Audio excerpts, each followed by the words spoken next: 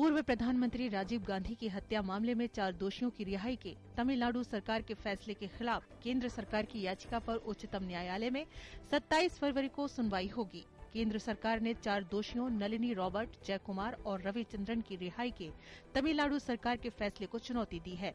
इससे पहले जब सुप्रीम कोर्ट ने 3 अन्य दोषियों की फांसी की सजा को उम्र कैद में बदल दिया था, तब तमिलनाडु सरकार ने मामले के सभी 7 आरोपियों को रिहा करने का फैसला किया था।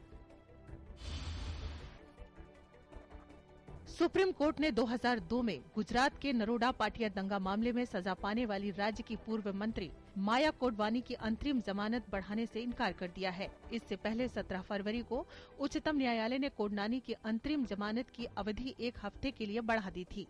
माया कोडनानी ने गुजरात उच्च न्यायालय के 8 फरवरी के आदेश को शीर्ष अदालत में चुनौती दी थी।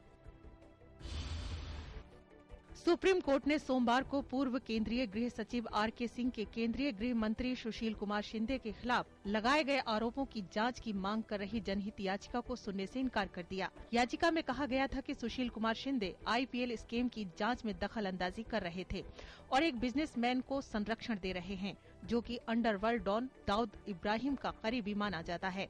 पूर्व गृह सचिव आर.के. सिंह ने बीजेपी में शामिल होने के बाद इस सिलसिले में शिंदे के खिलाफ आरोप लगाए थे।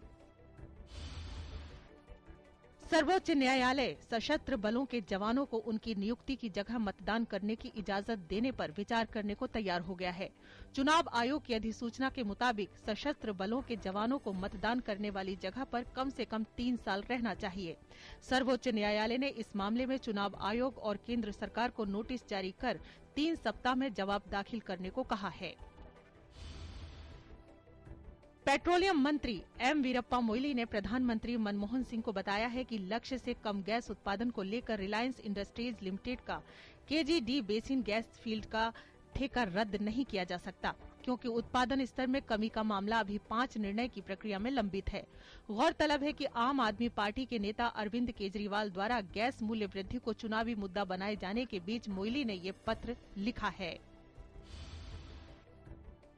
9 दिवसीय भारत यात्रा के दौरान कनाडा के गवर्नर जनरल डेविड जॉनस्टन ने सोमवार को नई दिल्ली के हैदराबाद हाउस में प्रधानमंत्री डॉक्टर मनमोहन सिंह से मुलाकात की। इस दौरान दोनों नेताओं ने द्विपक्षीय सहयोग के विभिन्न मुद्दों पर चर्चा की और दोनों देशों के बीच 3 महत्वपूर्ण समझौतों पर हस्ताक्षर हुए। इससे पहले सोमवार को सुबह राष्ट्रपति भवन में उनका रस्मी तौर पर स्वागत किया गया। तमिलनाडु की मुख्यमंत्री जयललिता ने अपने 66वें जन्मदिन समारोह पर आगामी लोकसभा चुनावों के लिए उम्मीदवारों की घोषणा की। जयललिता ने तमिलनाडु के 39 सीटों पर और पुदुचेरी की 1 सीट के लिए प्रत्याशियों के नाम की घोषणा की है।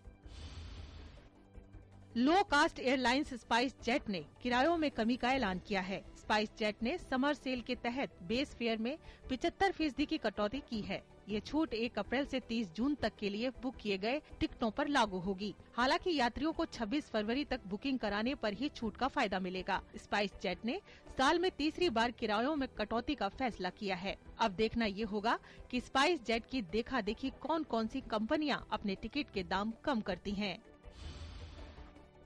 सोमवार को बाजार में तेजी का रुख रहा। सेंसेक्स 111 अंकों की मजबूती के साथ 20,811.5 के स्तर पर बंद हुआ है। वहीं निफ्टी 30.5 अंक उछलकर 6,186 के स्तर पर बंद हुआ है। दिन भर के कारोबार के दौरान कैपिटल गुड्स, बैंक और फार्मा शेयरों में अच्छी खरीदारी का माहौल रहा। हालांकि पावर और मेटल शेयरों की जमकर पिटाई हुई है।